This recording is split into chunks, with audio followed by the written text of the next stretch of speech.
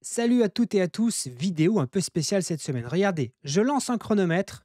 L'idée, c'est que, avant de dépasser les 30 minutes, on ait développé une application Symfony pour générer des images de miniatures YouTube. Pour ça, on va utiliser Asset Mapper, le remplaçant de Webpack. On va utiliser HTMX pour faire quelques petits appels Ajax. On va utiliser Pico CSS pour le CSS et les API de OpenAI de DALI pour générer les images. Et bien sûr, on va déployer cette application dans le cloud grâce à notre partenaire du jour, Cloudwaves. Je vous en reparle dans quelques instants. Vous le savez, on est sur YouTube, donc c'est le jeu. N'hésitez pas à liker, commenter, partager, bref. Allez, je ne vous fais pas la chanson, vous connaissez déjà l'histoire. Je vais vous présenter notre partenaire du jour, Cloudwaves. Cloudwaves, c'est un fournisseur de VPS. L'avantage de Cloudwaves, c'est pas juste le VPS et vous avez tout à faire, non.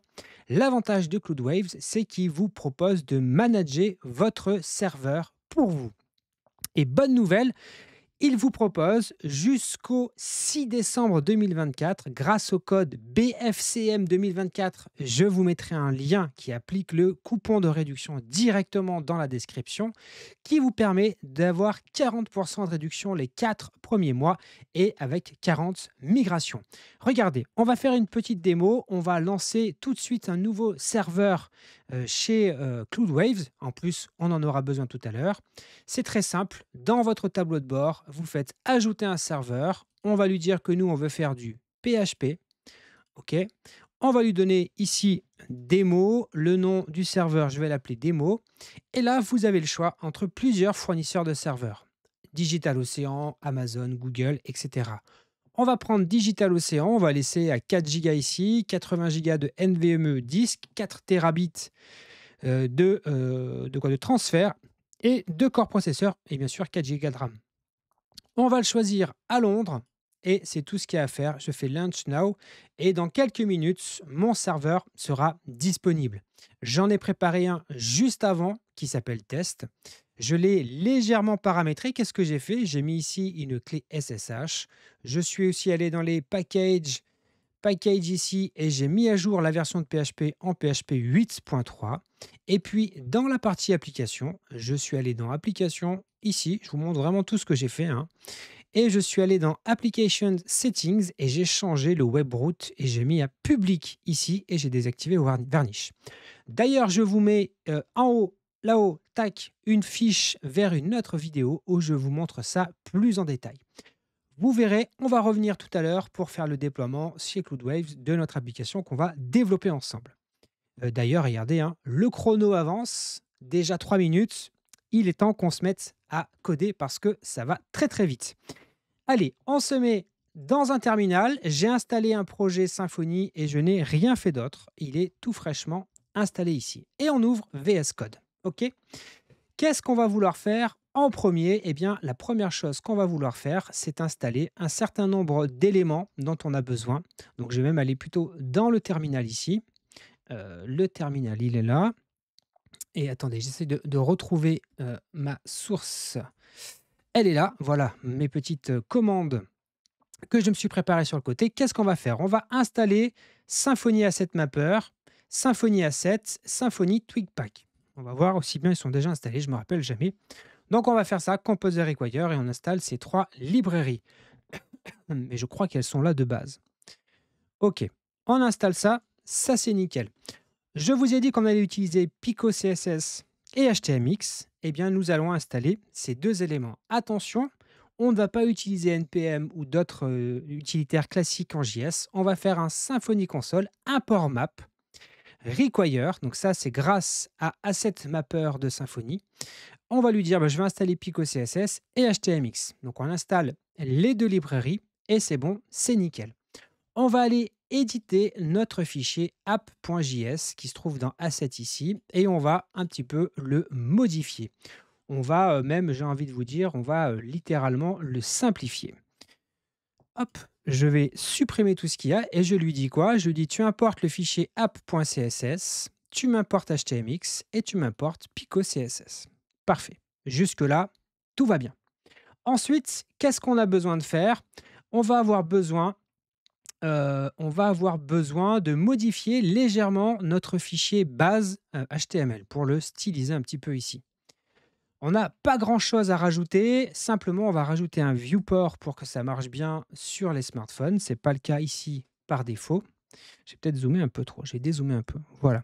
Le viewport, on le met ici. Qu'est-ce qu'on va pouvoir se modifier aussi? Hop, je vais essayer de mettre ça en page, ça sera plus sympa. Voilà. On va se mettre aussi le style en dark mode. Voilà, ça c'est fourni grâce à Pico CSS. Si vous ne connaissez pas ce micro framework CSS, il est absolument génial. Et puis, on va dans le body encadrer tout ça, hop, ici, avec une petite div, avec un conteneur particulier. Vous voyez, on fait main et on dit classe container. Ça, c'est un truc qui est spécifique à Pico CSS. Et on va mettre un titre qui sera sur toutes nos pages. OK, ça c'est bon. Maintenant, ce qu'on va se faire, c'est qu'on va se générer un petit formulaire pour que nos utilisateurs puissent saisir leur prompt. Donc, on va faire un Symfony console make form. On va l'appeler YouTube type. OK. Il n'est pas lié à une entité puisqu'on n'a pas d'entité sur notre projet. Donc, je fais juste entrer. Et on va aller éditer notre petit formulaire qui se trouve dans src form et YouTube type ici. Et ce petit formulaire, vous allez voir qu'on va faire quelques petites bricoles. Première chose, on va lui dire on veut un champ description, OK, dans lequel il y aura le prompt. Donc, on va l'appeler description. On va dire que c'est un texte area type, OK. Voilà, classe, parfait. Et ensuite, on va lui passer, on va lui mettre quoi? On va lui mettre un label déjà. Label. Voilà, description et ensuite des attributs particuliers. Nous, on ne veut pas mettre row ni quoi que ce soit, on va juste lui mettre un petit placeholder, description de la vidéo. Il doit manquer quelque part un petit. Est-ce que c'est ça qui manque?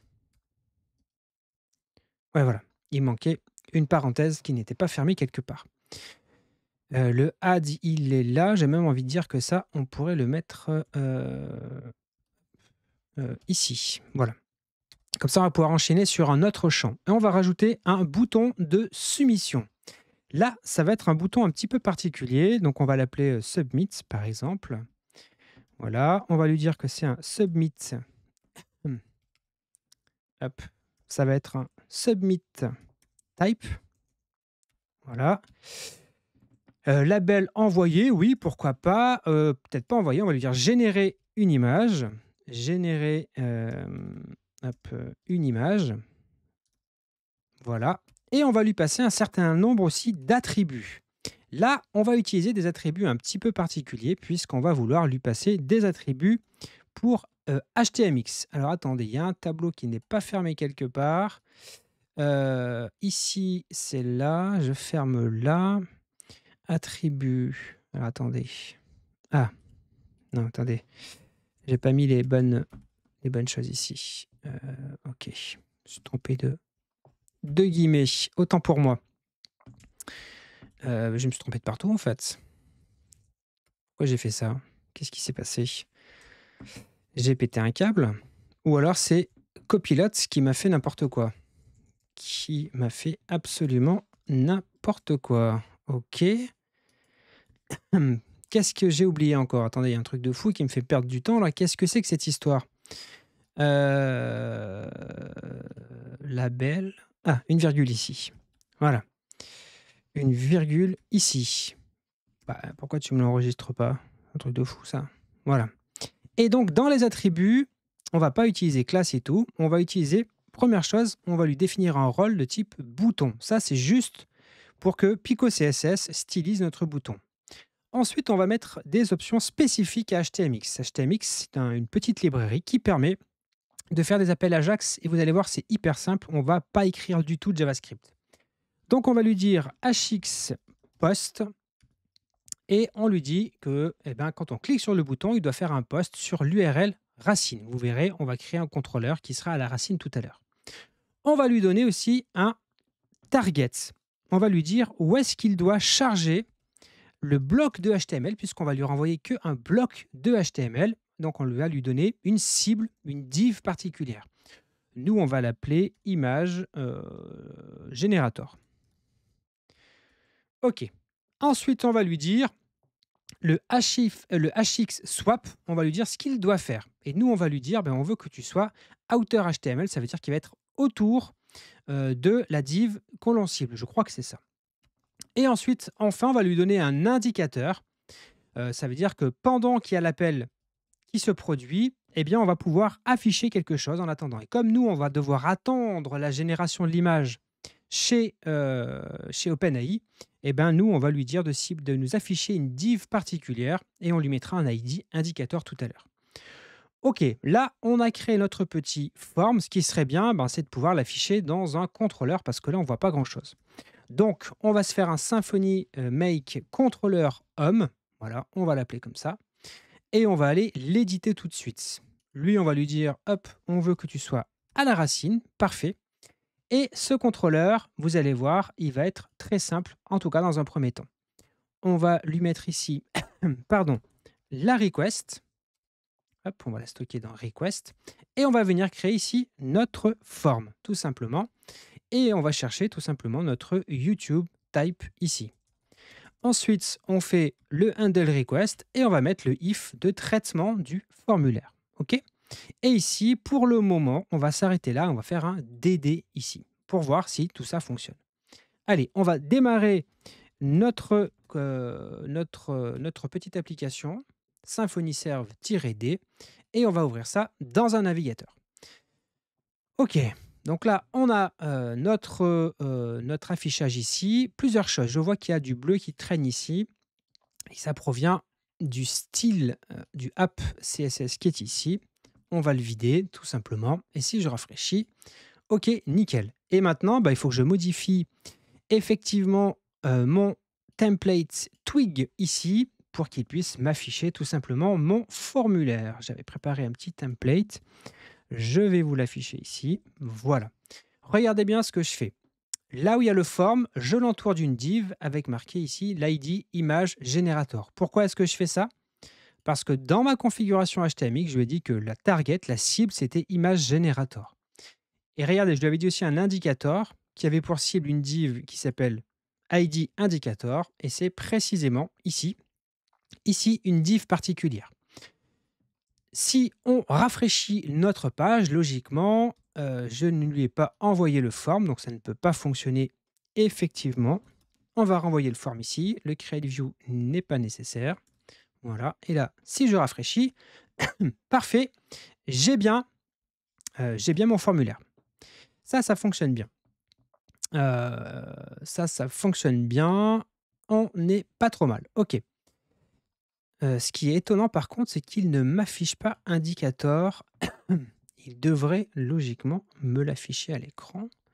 Pourquoi est-ce qu'il ne me l'affiche pas? Alors ça, c'est très mystérieux. Est-ce que je suis bien sur le bon port? 8002, écoutez, OK, pourquoi pas.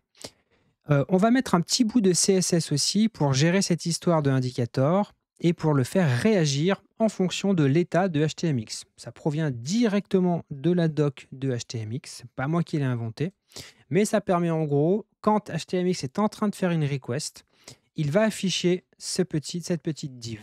Donc là, si je rafraîchis, on ne le voit pas, mais logiquement, à partir du moment où je vais cliquer ici, vous voyez qu'il m'affiche le indicator. Sauf que dans notre cas, l'appel Ajax tombe directement en erreur. Hop, on va ouvrir la console. Si je lance un call ici, vous voyez que mon call Ajax en arrière-plan tombe tout de suite en erreur 500. Et c'est normal, puisque je fais mon DD ici. Donc on est pas mal. On n'est vraiment pas trop mal. Maintenant, qu'est-ce qu'on va vouloir faire? Eh bien, c'est précisément à cet endroit-là ici que l'on va vouloir faire l'appel vers OpenAI. Mais avant d'aller plus loin, je vous propose de faire un petit check du chronomètre. On est à presque 15 minutes. La moitié du temps est passé. Dans 15 minutes, si on s'en sort bien, on aura logiquement une application en production. Bref, donc il ne faut pas trop traîner. Donc on va se créer un petit service qui va gérer toutes les interactions avec OpenAI. Je vais aller dans le terminal ici et ce dont j'ai besoin, c'est d'installer une petite lib, qui permet d'interagir avec OpenAI, bien entendu. Est-ce que je me le suis stocké dans mon bloc-notes? Peut-être pas, j'ai pas l'impression. Est-ce que je me le suis noté? J'essaye de voir si je me le suis noté. Non, c'est pas grave, je vais le trouver ailleurs. On va utiliser la librairie qui s'appelle, PHP, elle est où? Hem, OpenAI, voilà, OpenAI PHP Symfony. Donc on va se faire un, composer require et c'est OpenAI-php/Symfony. OK, on va installer ça, on va lui dire: «Yes, joue-moi les recettes». Parfait. Et là, c'est bon, il nous a installé la petite lib. Cette petite lib, elle a besoin de quoi? Vous vous en doutez. On va faire un point env point local, donc je copie le point env et je le renomme en point env point local. OK. Et on a besoin de venir setter une clé OpenAI ici. Je ne vais pas le faire sur l'écran ici, même si je la supprimerai de toute façon après, mais bon, sait-on jamais. Donc là, simplement, vous ne le voyez pas, mais je suis en train de paramétrer la clé OpenAI. Je la mets ici et je ferme le point env point local. Voilà, donc je simplement setter, le point env point local avec, la clé, de chez OpenAI. Maintenant, eh bien, il est temps que l'on crée notre fameux service, celui qui va aller interroger OpenAI. Vous allez voir, c'est très simple. On va aller dans SRC, on va se créer un dossier qu'on va appeler service, tout simplement, et on va créer un fichier qu'on va appeler, OpenAI service.php. On va essayer de ne pas faire de faute de frappe. Voilà. Donc là, bon, on va faire un fichier PHP, tout ce qu'il y a de plus, tout ce qu'il y a de plus classique. Le namespace qui va bien ici. Nous, on ne va pas importer quoi que ce soit pour le moment et on va lui dire OpenAI. Et nous, on va appeler ça, par exemple, get. Nous, on va vouloir récupérer l'URL de l'image. Donc, on va lui dire get OpenAI. AI, image. Image. Image URL. OK. En sortie, elle renverra plutôt un tableau. Parce que vous allez voir que le format, de réponse de OpenAI, c'est plutôt un tableau. OK. Donc là, on va, ce qu'on va faire, c'est que temporairement, on va lui dire qu'il retourne un tableau vide, juste pour qu'on puisse, hop, voir à quoi ça ressemble. OK, donc là, j'ai, mon futur service. Bon, pour le moment, il ne fait pas grand-chose. Comme ça, je peux, déjà l'intégrer ici dans mon contrôleur. Ça sera un peu plus simple. Donc on va créer une public function construct, OK, et dans le constructeur, on va faire un private read only, OK, OpenAI service, notre fameux petit service ici, OK. Et là, vous allez voir qu'en fait, on va, avoir besoin de, plusieurs petites choses ici. On va vouloir extraire la description du formulaire. Donc on va faire un description ici et on récupère la valeur de la description et ensuite on va vouloir aller chercher, notre image, hop, $image, je vais y arriver, hein, URL et là, hop, on va chercher directement chez OpenAI ça. Puis là, on va se faire un petit DD de ça pour le moment et puis on va voir, ce qu'on va faire. OK. Donc dans notre service maintenant, intéressons-nous vraiment à notre service. Vous allez voir que c'est très simple. Première chose, on va, j'ai préparé une base de prompt. OK. Cette base de prompt, c'est pour expliquer à DALL-E, donc le générateur d'images, photoréaliste pour YouTube, puis blablabla, et cetera. Donc c'est vraiment juste, je vous le mets là pour ceux qui veulent le regarder, c'est juste un espèce de pré-prompt, générique. OK. Ensuite, qu'est-ce qu'on veut faire? Ensuite, on veut aller interroger, OpenAI. On va stocker ça dans response. OK. Et là, dans OpenAI, vous allez voir qu'on va, on a besoin, pardon, Alors attendez, ce que je vais faire avant de faire ça, hop, c'est qu'on va se faire un constructeur ici. Hop, on va se faire un petit public. Non, c'est pas ça que je veux. Et là, on va aller chercher read only et on va aller chercher le client de OpenAI. Et nous, on va l'appeler OpenAI Client. Parfait. Donc là, maintenant, on va pouvoir faire ici $response est égal à this, notre client OpenAI. Et là, on va lui dire ce qu'on veut faire. Nous, on veut faire quoi? Une image. Et qu'est-ce qu'on veut faire? On veut la créer. Pardon. Et pour la créer, ensuite, on a besoin de lui dire, tiens, je vais te passer un tableau. Et dans ce tableau, tu auras toutes les options pour me générer une image telle que j'en ai besoin. Qu'est-ce qu'on va avoir besoin? On va d'abord lui dire le modèle qu'on veut utiliser. Le modèle, vu que nous c'est une image, ça va être DALL-E. Hop, DALL-E. Alors attendez, vous savez ce que je vais faire? Je vais copier carrément hop, les paramètres, ça sera bien plus simple. Hop. Donc, le modèle, c'est DALL-E-3. Ça provient directement de chez OpenAI. Ensuite, on lui passe le prompt. Donc là, moi, qu'est-ce que je fais? Je lui passe le prompt de base, plus la description, celle qui est saisie par l'utilisateur.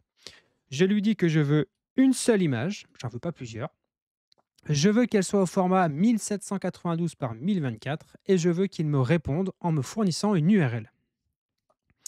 Ensuite, il faut qu'on demande à $response de faire cette petite,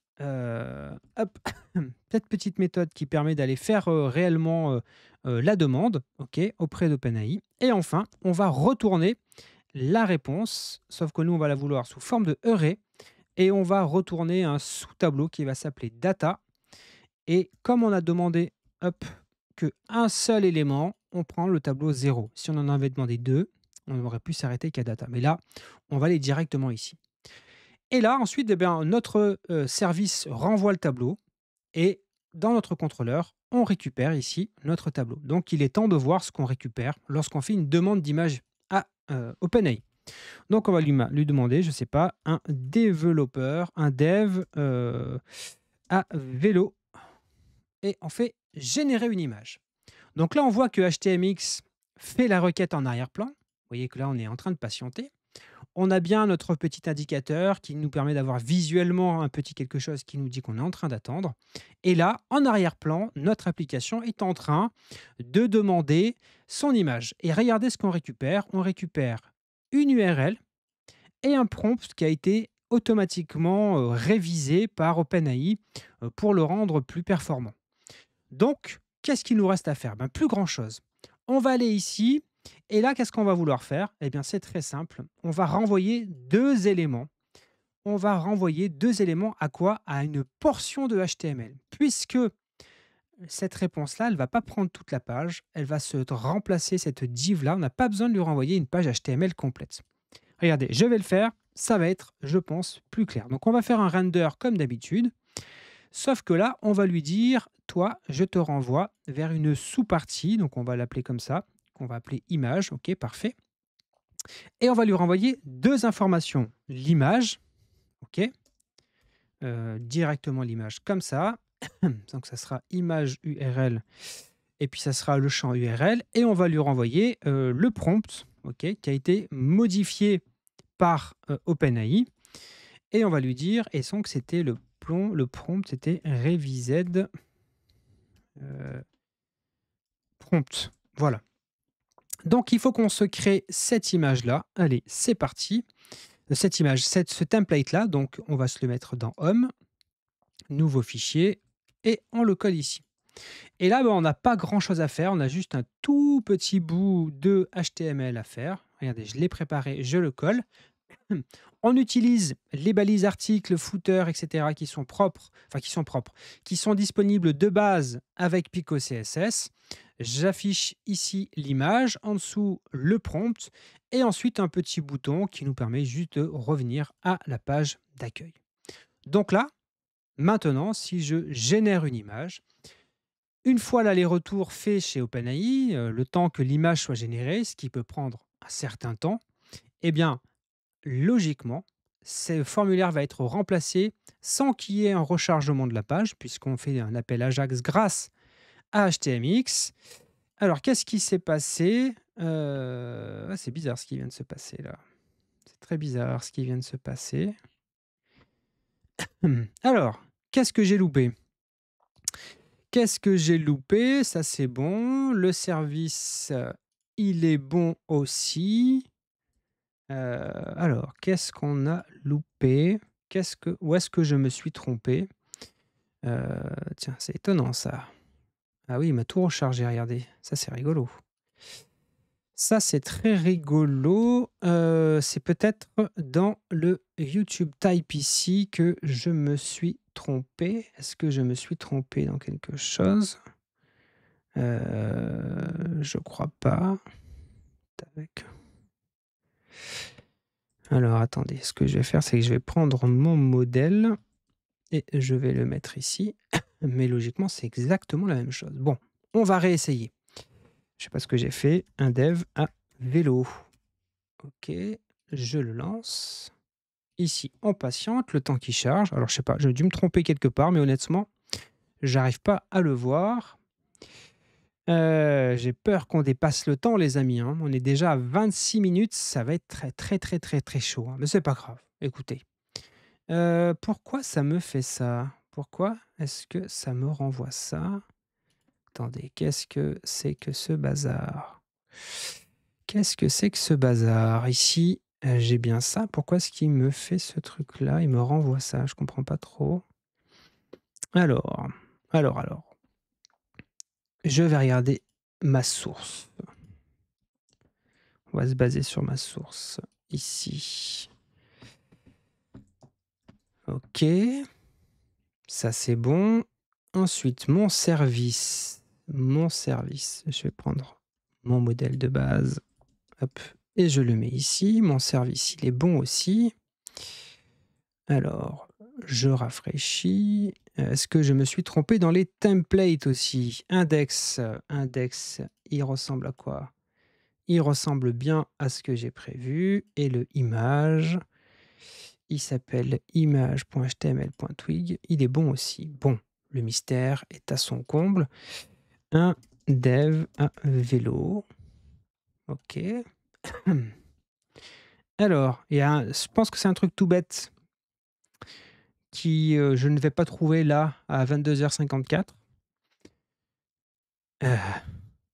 Évidemment, sinon ah non, regardez, c'est bon, ça marche. Je sais pas ce que j'avais fait. Donc là, on voit bien que HTMX, il a bien fait son petit boulot, il a bien rechargé. Notre call en Ajax a bien fonctionné. Et là, regardez, nickel, on a bien notre image et le prompt qui est en dessous. Et si je veux faire une nouvelle image, bah, je peux venir ici, je peux faire un dev en deltaplane. OK, allez, je valide ça. Je vois qu'il nous reste 2 minutes pour déployer en production. Et là, c'est vraiment très, très, très chaud, mais je vais tricher un peu. Pourquoi? Parce que j'ai préparé tout à l'heure le serveur. Le serveur est déjà déployé.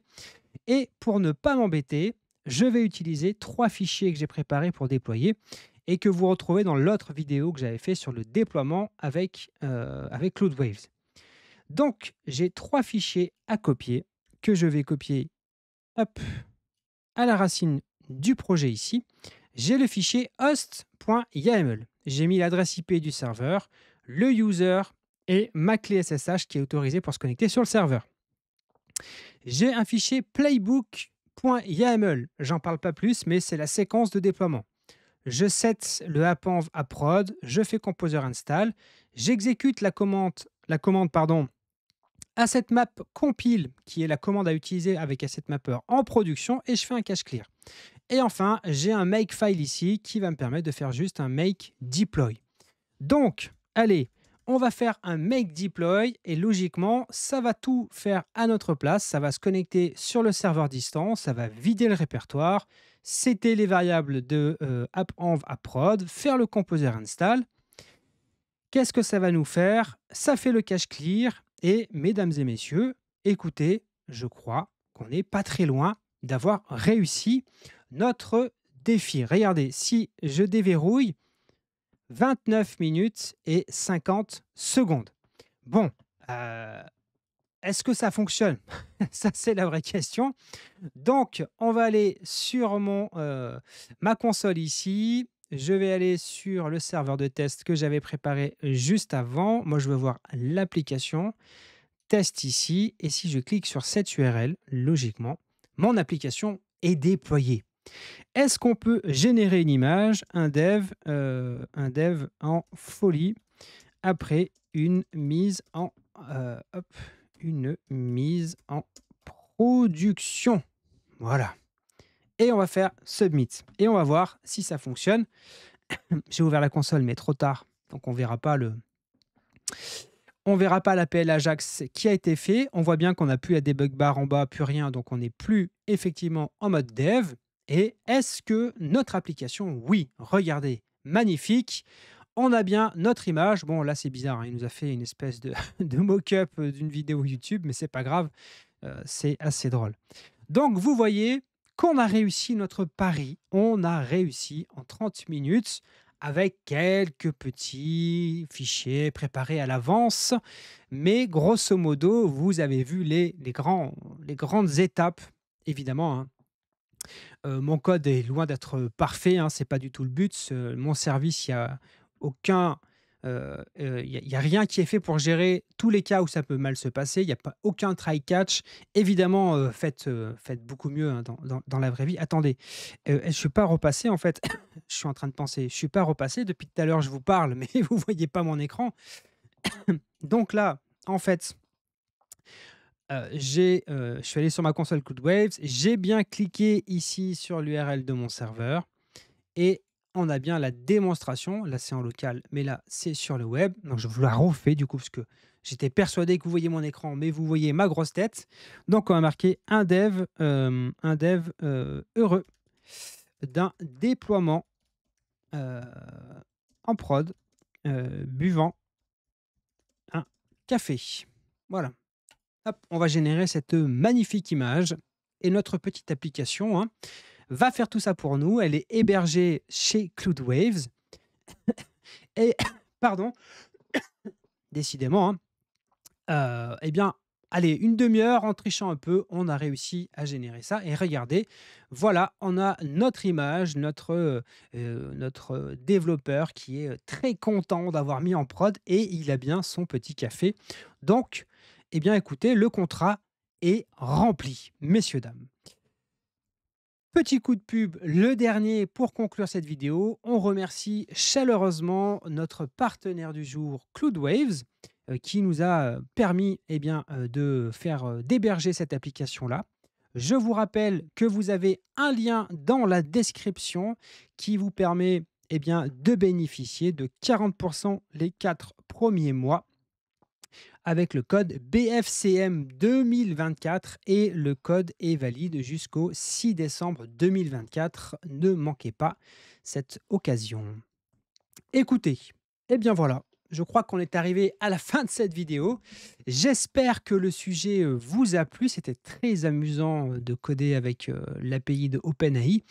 J'ai rarement l'occasion d'utiliser la génération d'images dans des vrais projets. Alors, pour la chaîne YouTube, je m'amuse avec ça.